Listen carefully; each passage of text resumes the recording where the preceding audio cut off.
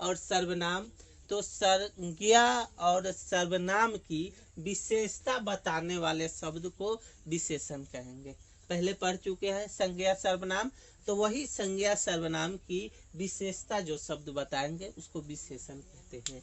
जैसे देख लीजिए, विशेषण संज्ञा या सर्वनाम की विशेषता बताने वाले शब्द को विशेषण कहते हैं। तो विशेषण वैसे शब्द होंगे जो संज्ञा या सर्वनाम की विशेषता बताते हैं। एक बार देख लीजिए, संज्ञा या सर्वनाम की विशेषता बताने वाले शब्द विशेषण हो जाएंगे। जैसे में देखिए, सीता बहुत सुंदर है, तो सीता हो गया संज्ञा और सुंदर हो गया विशेषण। मतलब ये संज्ञा की विशेषता बता रहा है, से संज्ञा में जो व्यक्ति है वो कैसा है। तो देखिए, सीता संज्ञा हो गया, ये सुंदर विशेषण हो गया।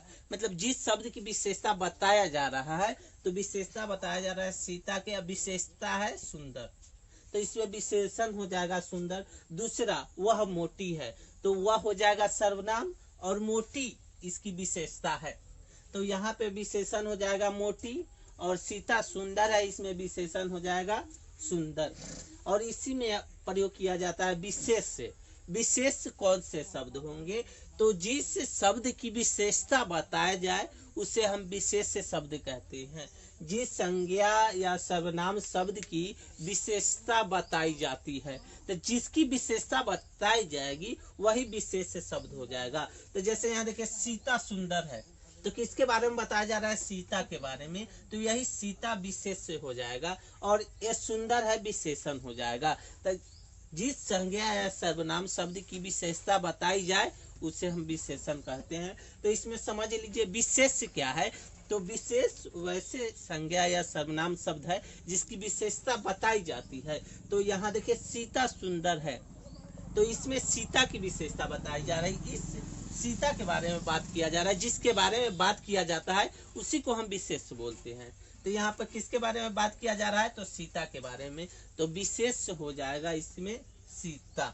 दूसरा उदाहरण है, वह पतली है, तो वह पतली है, तो किसके बारे में बात किया जा रहा है, तो वह, इस शब्द के बारे में बात किया जा रहा है, वह के बारे में, इसीलिए इसमें विशेष से होगा वह। और दूसरा पूछा जाता है विशेषण किसे कहते हैं, तो विशेषण वैसे शब्द होते हैं, प्रविशेषण वैसे शब्द होते हैं जो विशेषण की भी विशेषता बताते हैं। जैसे देखिए, राम बहुत सुंदर है, तो इसमें राम तो संज्ञा हो गया। बेईमान, राम बहुत बेईमान है, तो बेईमान यहाँ राम की विशेषता हो गया, और जो विशेषता की भी विशेषता बताएगा उसको हम कहेंगे प्रविशेषण। यहाँ पर देखिए, बहुत विशेषता की भी विशेषता बता रहा है। जैसे राम बेईमान है, तो ये राम की विशेषता हो गया, और उसी विशेषता की जो विशेषता बताएगा उसको हम प्रविशेषण कहेंगे। तो यहाँ पर बहुत हो जाएगा प्रविशेषण। प्रविशेषण वैसे शब्द होंगे जो विशेषण की भी विशेषता बताएंगे। तो यहाँ राम बहुत सुंदर है, इसमें बहुत हो जाएगा प्रविशेषण। राम संज्ञा है, और ये जो बेईमान होगा विशेषण होगा, और इसकी भी विशेषता बता रहा है बहुत, तो ये बहुत शब्द हो जाएगा विशेषण, प्रविशेषण। और दूसरा है, वह बहुत मोटा है, तो इसमें वह हो जाएगा सर्वनाम, और मोटा हो जाएगा विशेषण, और इस मोटा की जो विशेषता बता रहा है उसी को हम कहेंगे प्रविशेषण। तो यहाँ पर बहुत हो जाएगा प्रविशेषण।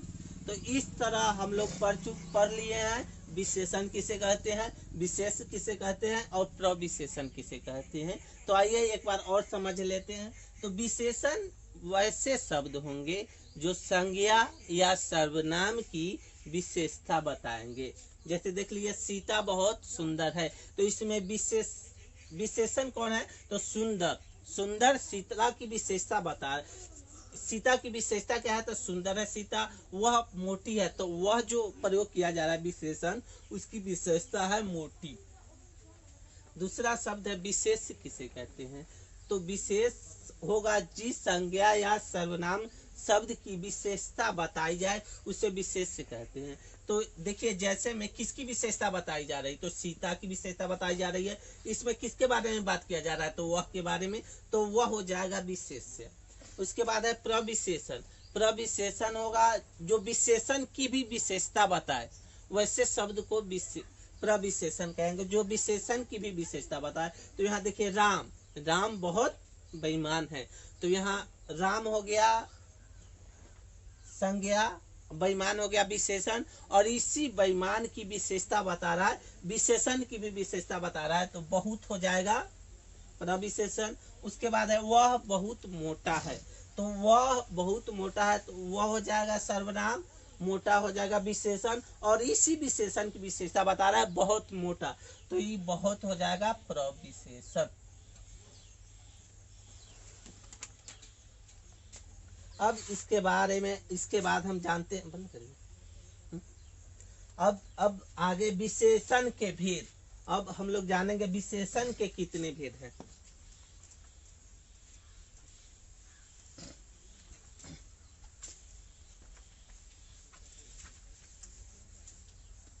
जानिए विशेषण के कितने भेद हैं।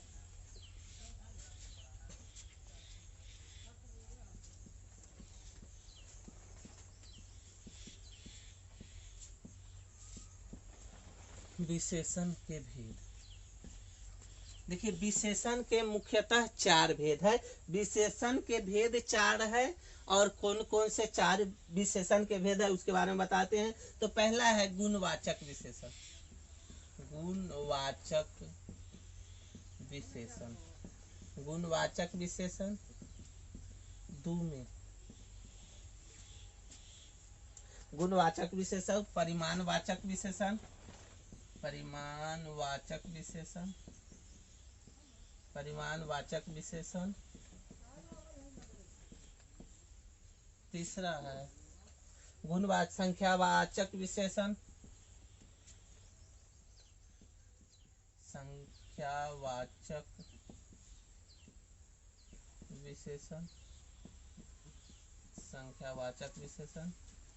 4 में सार्वनामिक विशेषण, सार्वनामिक विशेषण, इसको सांकेतिक भी बोलते हैं, सांकेतिक विशेषण।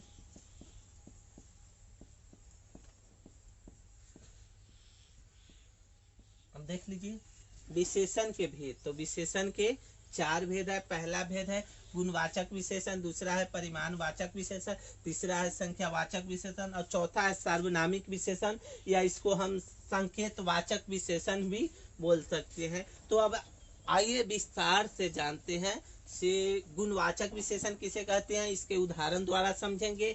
उसके बाद है परिमाणवाचक विशेषण, इसके उदाहरण द्वारा समझेंगे। तीसरा है संख्यावाचक विशेषण, इसके उदाहरण द्वारा हम स्पष्ट करेंगे इसे संख्यावाचक विशेषण किसे कहते हैं।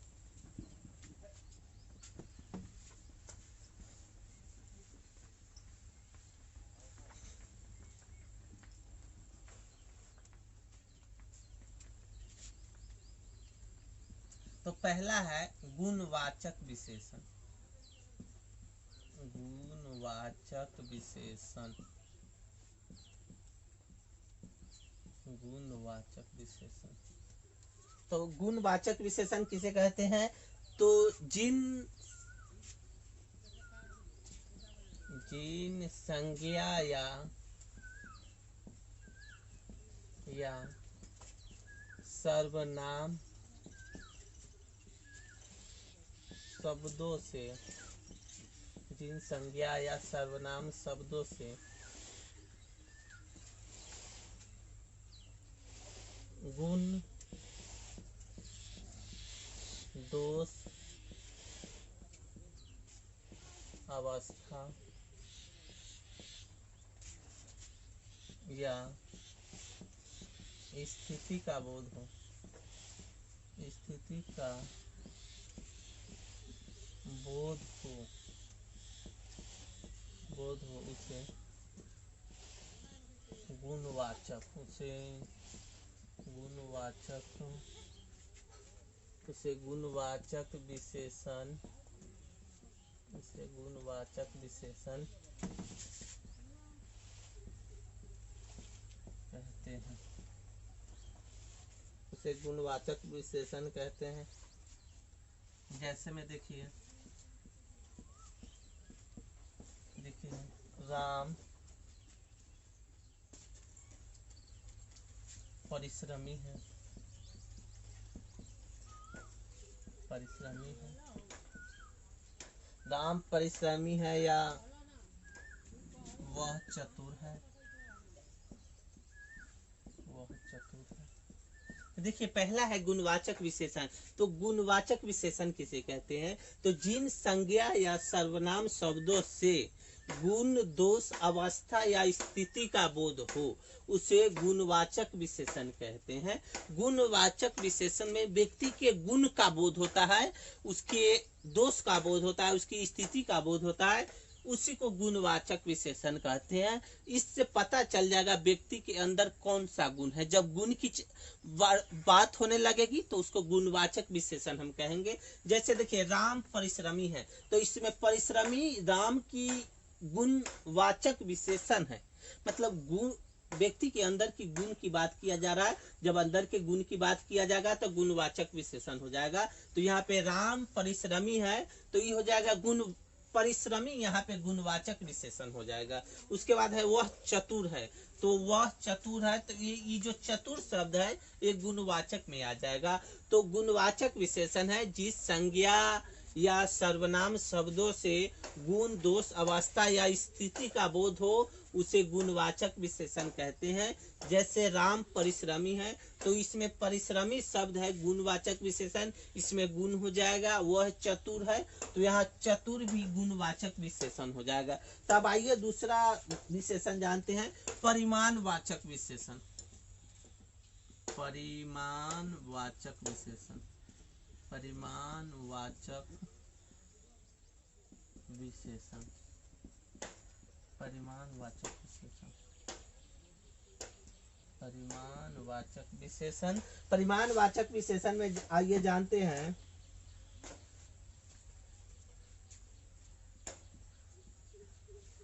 जिस संज्ञा या सर्वनाम शब्दों से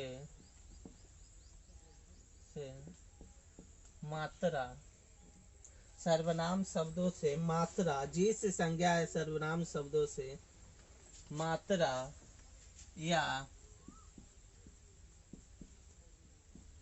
माप तौल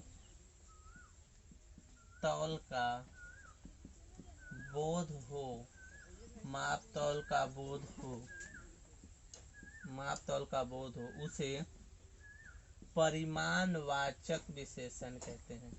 परिमाणवाचक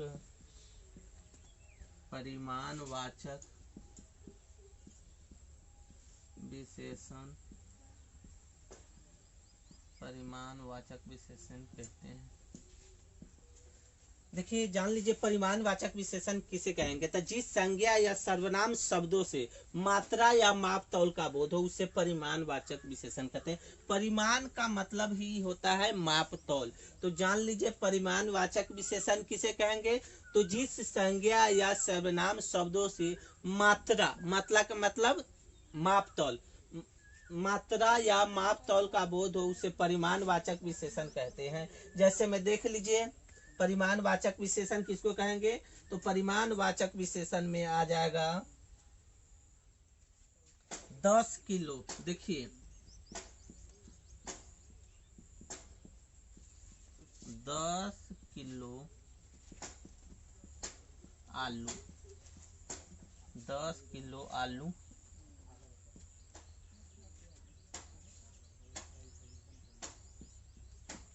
200 रुपए।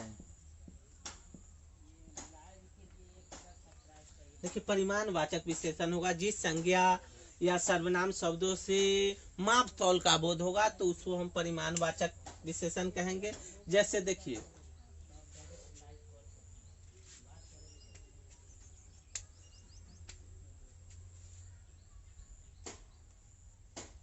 देखिए 2 मीटर कपड़ा होगा, क्योंकि 200 रुपया संख्यावाचक आगे चला जाएगा। तो देखिए परिमाणवाचक विशेषण होगा जिस संज्ञा या सर्वनाम शब्दों से मात्रा या माप तौल का बोध होगा उसे हम परिमाणवाचक विशेषण कहेंगे। जैसे में देख लीजिए 10 किलो आलू, इस सब मापने वाली वस्तु, आपको पता चल जाएगा माप तौल की बात हो रहा है। तो जैसे माप तौल की बात आप समझ जाए तो समझ जाइएगा परिमाणवाचक विशेषण की ही बात की जा रही है। तो परिमाणवाचक विशेषण जिस संज्ञा सर्वनाम शब्दों से माप तौल का बोध होगा उसे हम परिमाणवाचक विशेषण कहेंगे। जैसे 10 किलो आलू, 2 मीटर कपड़ा, ये परिमाणवाचक विशेषण के उदाहरण हैं।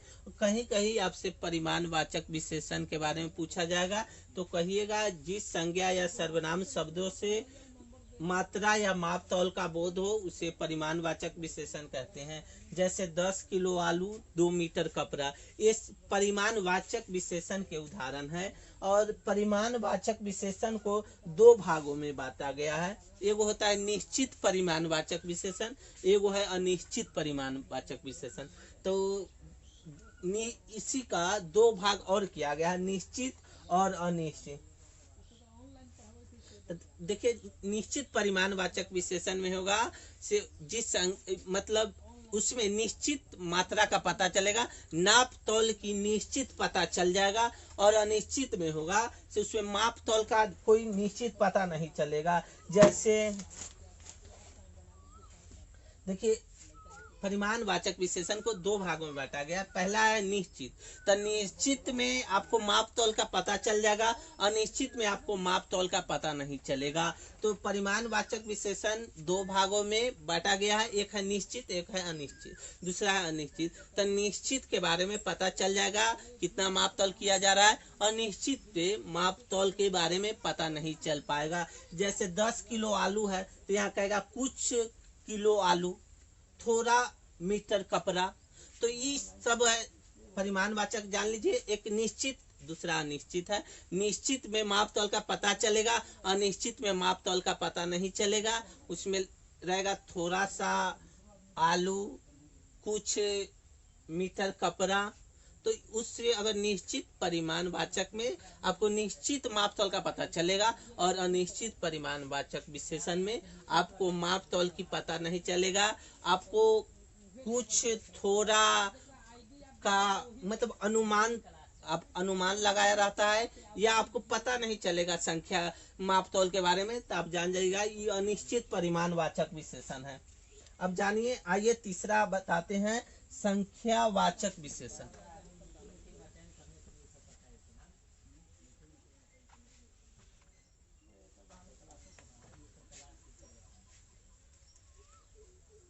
तीसरा है संख्यावाचक विशेषण।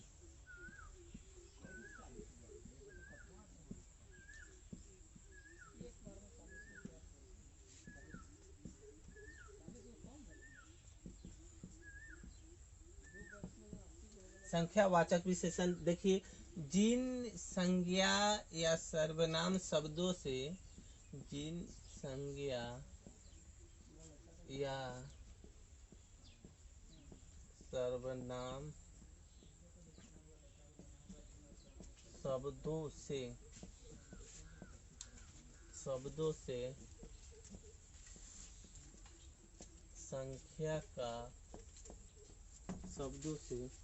संख्या का बोध हो, जिन संज्ञा या सर्वनाम शब्दों से संख्या का बोध हो उसे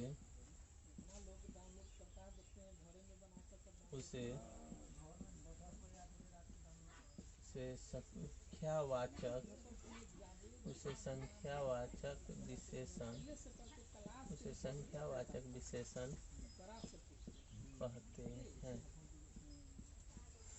तब आ जाइए पढ़ते हैं संख्यावाचक विशेषण किसे कहते हैं।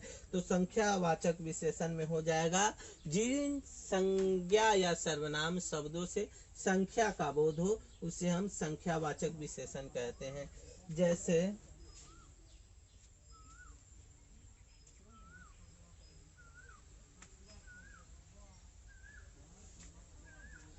में देखिए संख्यावाचक विशेषण, जिस शब्द से आपको पता चल जाएगा। देखिए, राम के पास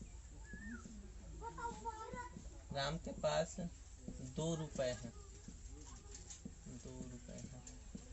देखिए, राम के पास 2 रुपए हैं, तो यहाँ पे जो संख्या पता चल रहा है आपको 2 रुपए, यही संख्यावाचक है। अब रहेगा उसके पास 4 रुपया है, उसके पास 4 रुपया है, 4 रुपया है, 10 रुपया है, तो यही शब्द संख्यावाचक विशेषण के उदाहरण है। जैसे देखिए, 2 रुपया, 4 रुपया, 10 रुपया, 20 रुपया, ये सब संख्या का पता चलेगा। जिन संज्ञा या सर्वनाम शब्दों से संख्या का बोध होगा उसे हम संख्यावाचक विशेषण कहेंगे। जैसे 2 रुपये, 4 रुपये, 10 रुपये, ये सब संख्यावाचक विशेषण के उदाहरण है। और संख्यावाचक विशेषण को भी 2 भागों में बांटा गया है। एक है निश्चित संख्यावाचक, एक है अनिश्चित संख्यावाचक। तो निश्चित संख्यावाचक में आपको संख्या का पता चल जाएगा, और अनिश्चित संख्यावाचक में संख्या का पता नहीं चलता है। कहेगा कुछ रुपए, कुछ रुपए, अगर आपको बोलेगा तो कैसे पता चलेगा पैसे के बारे में? अनेक रुपया, कै रुपया, कुछ रुपया, थोड़ा रुपया, तो इस सब से संख्या का पता है। थोड़ा रुपया, कुछ रुपए, तो इस सब संख्या का पता नहीं चलता है। अगर आप संख्या का पता नहीं चलेगा जिन शब्दों से, तो हो जाएगा अनिश्चित संख्यावाचक विशेषण। और 10 रुपया तो ये निश्चित संख्यावाचक विशेषण में आ जाएगा। तो संख्यावाचक विशेषण है संज्ञा या सर्वनाम शब्दों से संख्या का बोध होता है, उसे संख्यावाचक विशेषण कहेंगे। और इसी संख्यावाचक विशेषण को 2 भागों में बांटा गया है। पहला है निश्चित संख्यावाचक विशेषण, दूसरा है अनिश्चित संख्यावाचक विशेषण। तो निश्चित संख्यावाचक विशेषण उसी कहेंगे जिससे निश्चित संख्या का बोध होगा। 10 रुपया, 20 रुपये, क्लास में 200 बच्चे हैं, तो इसमें पता चल रहा है क्लास में कितने बच्चे हैं। वही अनिश्चित में होगा, संख्या पता नहीं चलेगा। क्लास में कुछ बच्चे हैं, थोड़े बच्चे हैं, कोई बच्चा है, तो पते नहीं चलेगा से कितने संख्या की बात किया जा रहा है। और इसी तरह मतलब जब पता नहीं चलेगा तो अनिश्चित संख्यावाचक विशेषण, पता चल गया निश्चित संख्यावाचक विशेषण। तो संख्यावाचक विशेषण को 2 भागों में बांटा गया है, निश्चित संख्यावाचक विशेषण और अनिश्चित संख्यावाचक विशेषण। निश्चित में संख्या का पता चल जाएगा 2, 4, 10, और अनिश्चित में संख्या का पता नहीं चलेगा। कुछ, काफी, थोड़ा, ये सब शब्द से इसको प्रदर्शित किया जाता है। पता नहीं चलता है संख्या। जब संख्या पता नहीं चले आपको तो अनिश्चित संख्यावाचक विशेषण, और संख्या जब पता चल जाता है निश्चित संख्यावाचक विशेषण। तो अब आइए चौथा जानते हैं। चौथा विशेषण ये है सार्वनामिक विशेषण। सार्वनामिक विशेषण, सार्वनामिक विशेषण या सांकेतिक विशेषण या सांकेतिक विशेषण। तो देखिए, सार्वनामिक विशेषण किसे कहेंगे, सार्वनामिक विशेषण किसे कहेंगे और सांकेतिक विशेषण किसे कहेंगे? तो जिन संज्ञा या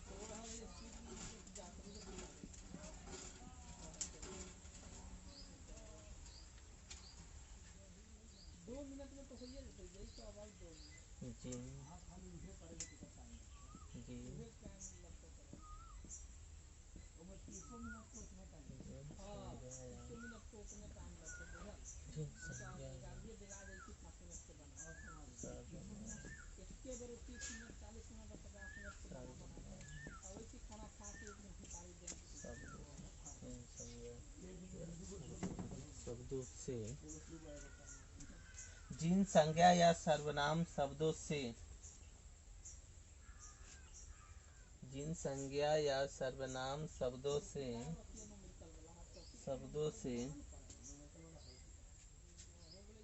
जिन संज्ञा या सर्वनाम शब्दों से, जिन संज्ञा या सर्वनाम शब्दों से संकेत के माध्यम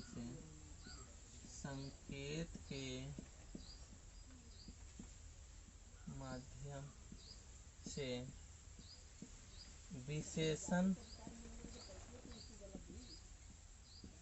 विशेषण का पता चले, जिन संज्ञा या सर्वनाम शब्दों से विशेषण का पता चले उसे हम कहेंगे सांकेतिक विशेषण। तो सांकेतिक विशेषण में, सांकेतिक विशेषण जो है उसमें आपको पता चलेगा से इसमें संकेत के द्वारा विशेषण का पता चल रहा है, उसे सांकेतिक विशेषण कहते हैं। उसे सांकेतिक, उसे सांकेतिक सांकेतिक विशेषण, उसे सांकेतिक विशेषण कहते हैं। सांकेतिक विशेषण होगा जिन संज्ञा या सर्वनाम शब्दों से संकेत का पता चल, संकेत से विशेषण का पता चलेगा, उसे हम सार्वनामिक विशेषण कहते हैं। जैसे में उनके घर आज कार्यक्रम है, जैसे में देखिए उनके घर कुछ कार्यक्रम है, उनके घर कुछ कार्यक्रम है, वह बहुत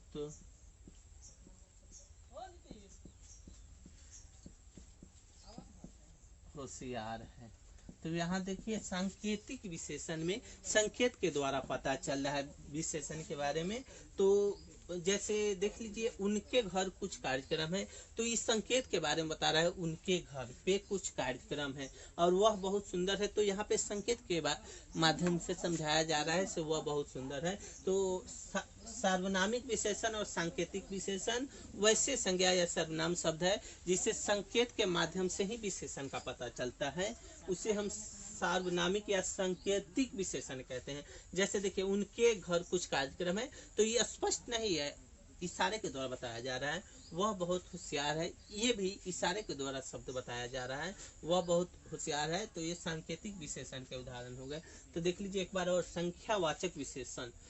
संख्यावाचक विशेषण में संख्या का बोध होता है, जिन संज्ञा सर्वनाम शब्द से संख्या का बोध होता है उसे हम संख्यावाचक विशेषण कहते हैं। जैसे 2 रुपये, 4 रुपये, 10 रुपये, 50 रुपये, 100 लड़का, 20 लड़का, 200 लड़का। और इसी संख्यावाचक विशेषण को 2 भागों में बांटा गया है, निश्चित संख्यावाचक विशेषण और अनिश्चित संख्यावाचक विशेषण। तो निश्चित संख्यावाचक विशेषण में निश्चित संख्या का बोध होता है 2, 10, 20, और अनिश्चित संख्यावाचक विशेषण में निश्चित संख्या का बोध नहीं होता है, जिससे कुछ हो गया, ये अनिश्चित संख्यावाचक विशेषण है। अनिश्चित संख्यावाचक विशेषण में आपको संख्या का पता नहीं चलेगा, जैसे कोई, कुछ हो गया, कई, अनेक, थोड़ा, कुछ, कई, थोड़ा, अनेक, ये सब संख्या का पता नहीं चलेगा। निश्चित में संख्या का पता चलता है, अनिश्चित में संख्या का पता नहीं चलता है। सार्वनामिक विशेषण या सांकेतिक विशेषण किसे कहते हैं? तो जिन संज्ञा या सर्वनाम शब्दों से संकेत के द्वारा पता चलता है उसे ही हम सांकेतिक विशेषण कहते हैं। जैसे उनके घर कुछ कार्यक्रम है, तो ये भी संकेत के द्वारा पता चल रहा है वह बहुत होशियार है, तो इसमें भी संकेत के बारे में पता चल रहा है। तो आज का वीडियो हम यही समाप्त करते हैं विशेषण में। उम्मीद करते हैं आप लोगों को कोई प्रॉब्लम नहीं हुआ होगा।